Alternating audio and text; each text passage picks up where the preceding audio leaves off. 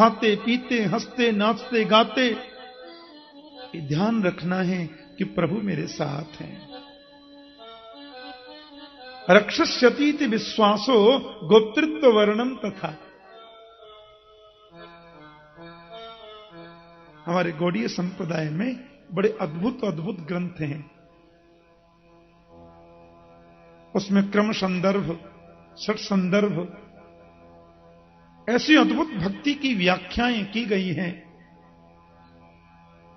मेरे पूज्य सद्गुरुदेव थे ना, स्वामी श्री रामानुजाचार्य प्रभु, बड़े अद्भुत विद्वान थे, बड़े सरल व्यक्तित्व के धनी थे।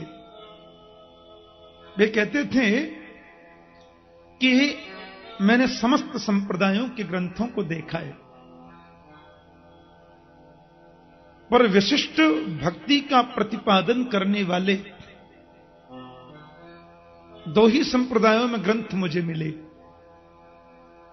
रामानुज संप्रदाय या माध्व गौड़ेश्वर गौड़ी संप्रदाय में। ऐसी सुंदर व्याख्या है भक्ति की, तो षट संदर्भ में बड़ा अच्छा अद्भुत व्याख्यान मिलता है। परमात्मा हमारे साथ में हैं और अहर्निश वो मेरी रक्षा करेंगे, ऐसा विश्वास मन में सजाओ, ऐसे विश्वास को मन में लगाओ, नितांत जरूरी है। अपने रहने का मकान जब घर में बनवाए ना, तो सबसे सुंदर जो जगह है उसमें मंदिर बनवाओ। मंदिर तो घर में होना ही चाहिए। बिना मंदिर के घर तो स्मशान तुल्य माना गया है।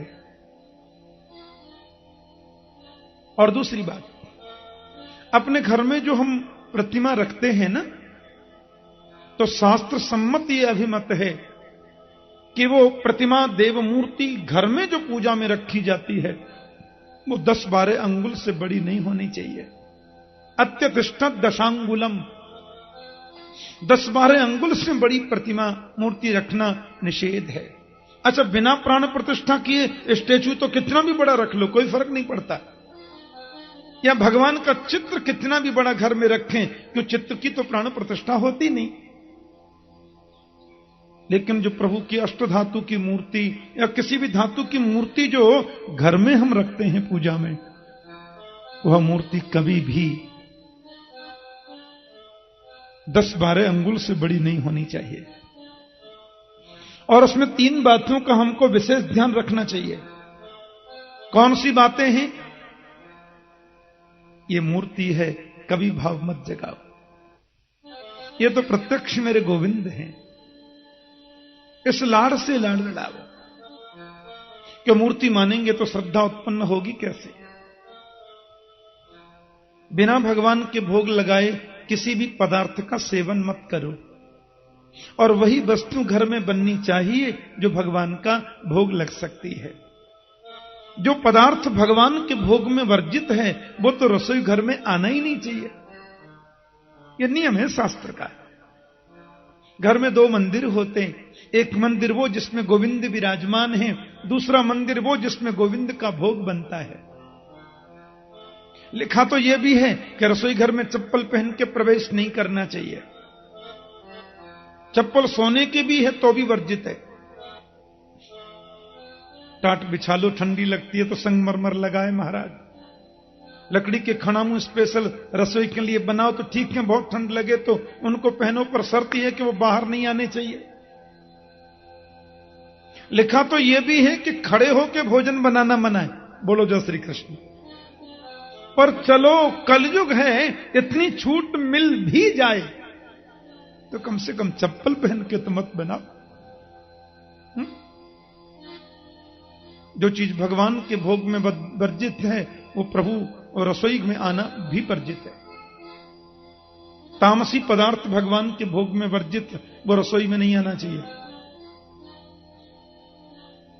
मैं उड़ीसा में कथा कह रहा था, एक कॉलेज के ग्राउंड में बहुत बाल गोपाल आए और बोले, ठाकुर जी आपसे हमको दीक्षा लेनी है। मैंने कहा भैया वो तो मैं ठीक है दीक्षा तो दे सकता हूं, पर 3 शर्त हैं। बोले कौन कौन सी? बोले पहली शर्त तो यह है कि तुम्हें चोटी रखनी पड़ेगी, क्योंकि हिंदुत्व की पहचान है चोटी रखना। चोटी तो जरूरी है। एक वो जमाना था जब लोग कहते थे दीवार में जिंदे चिन करके मर जाना मंजूर, पर चोटी नहीं कटाएंगे। अभी भले आदमी अपने आप काट लेते हैं। और आश्चर्य की बात यह है कि भाइयों की चोटी तो गायब हो ही गई, अब तो बहनों की चोटी भी छोटी हो गई। ये अच्छी बात नहीं है, ये अच्छा संकेत नहीं है। बहनों का तो सर्वोत्तम श्रृंगाराभूषण ही केश हैं। भाइयों की चोटी गायब, बहनों की चोटी छोटी। ये अच्छी बात नहीं है। मैंने कहा चोटी रखनी पड़ेगी। मैंने कहा भैया उड़ीसा में रहते हो, भगवान भरोसे चलता है, तुम्हें गीता हाथ में रख के प्रतिज्ञा करनी पड़ेगी कि जीवन में शराब और मांस का सेवन नहीं करोगे। और तीसरी बात मैंने कहा तुम पैंट पहनो चाहे पतलून पहनो, मुझे कोई आपत्ति नहीं, पर जिस समय प्रातः मंत्र जाप करोगे, पूजा करोगे, तो धोती पहन के ही करनी पड़ेगी। ये तीन बातें मानते हो तो कल आना, दीक्षा मिल जाएगी। बंगाल की एक बात मुझे बहुत भाती है। आप कितने ऊंचे बैरिस्टर सही, कितने ऊंचे मंत्री संतरी फंतरी खंतरी कुछ भी सही, आप कितने ऊंचे पद पर सही, लेकिन शादी जब आप करेंगे तो धोती पहननी ही पड़ेगी। बंगाल में बिना धोती पहने बर शादी नहीं कर सकता।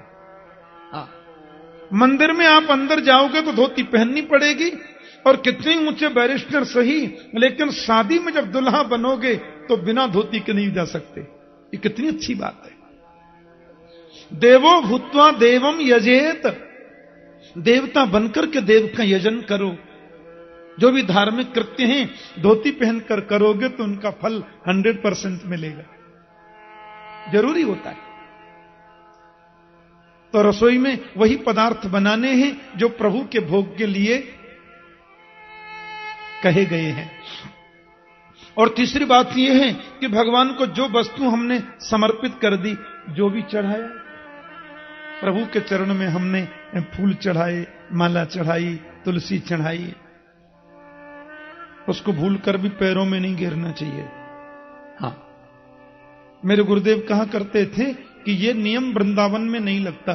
तीसरे नंबर वाला, दिल्ली में आपने मंदिर में भगवान को माला चढ़ाई और माला पुजारी जी ने आपको वापस कर दी, और आपने फिर वो माला कहीं रोड पर या नाली में डाल दी, तो ये भगवान की सेवा का बहुत बड़ा अपराध है, और ये सेवा अपराध नहीं करना। लेकिन ब्रज में यदि ऐसा हो जाए तो यहां दोष इसलिए नहीं है कि यहां तो रज के कणकण में गोविंद वास करता है,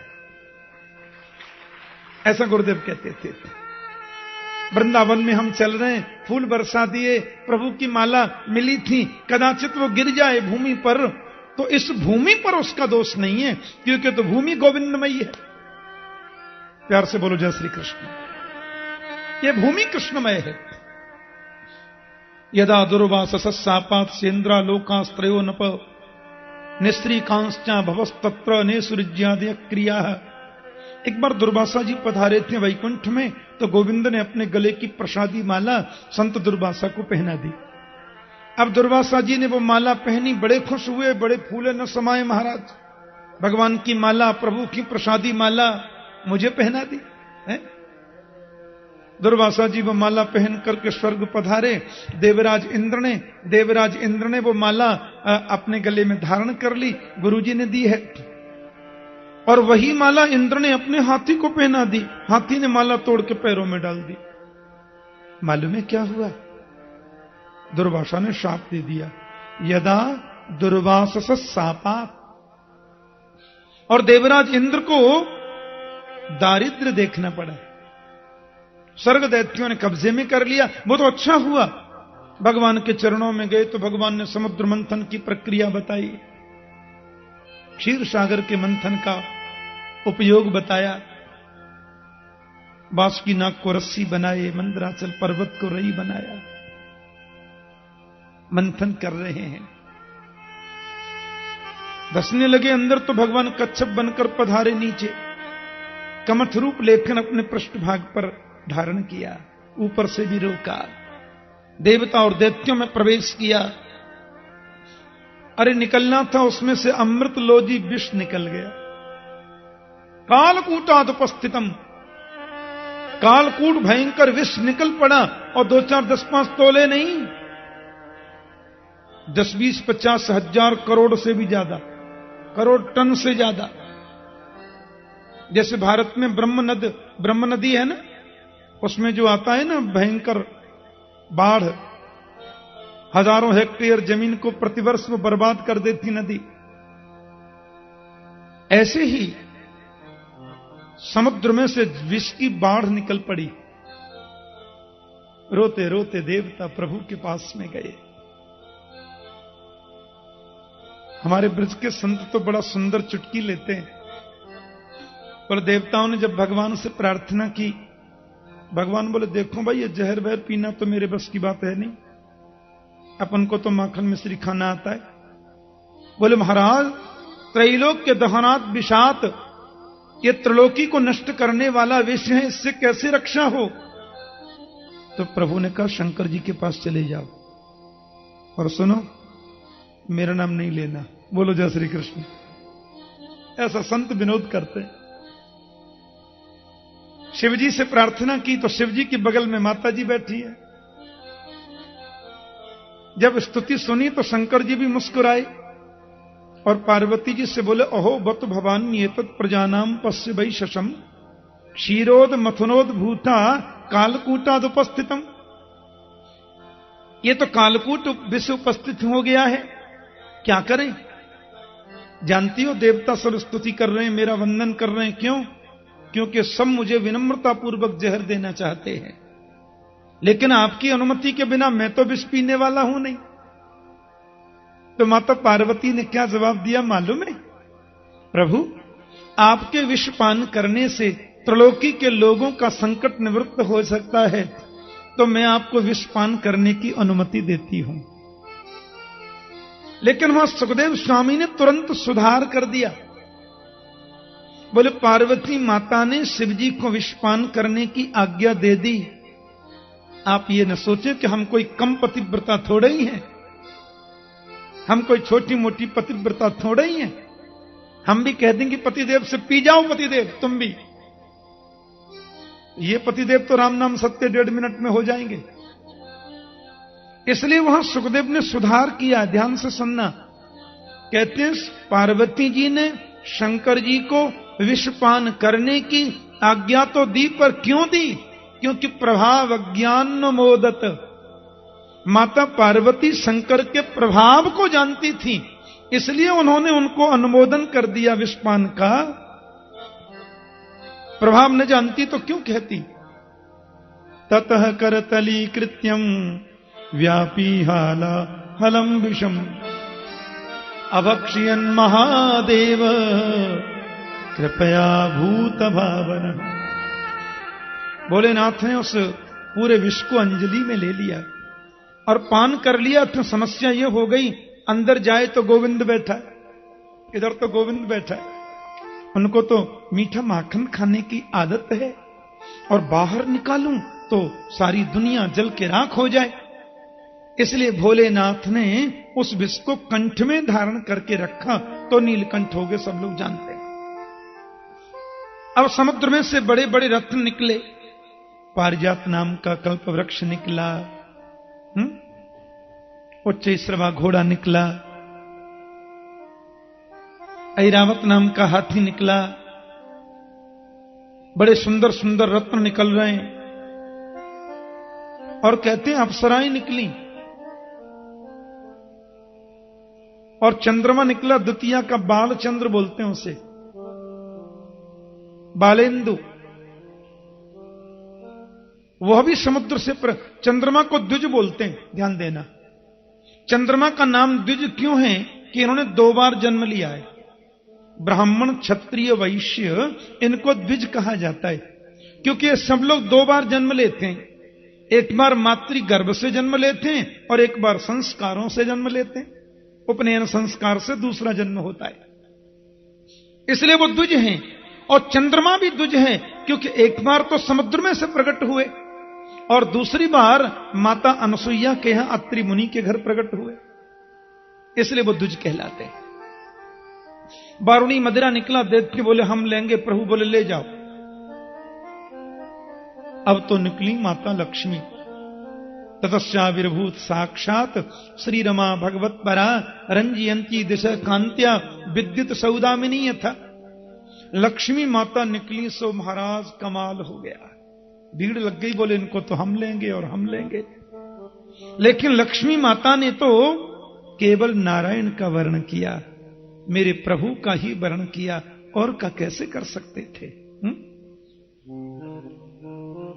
अमृत कलश को साथ में लेकर के भगवान धन्वंतरी पधारे।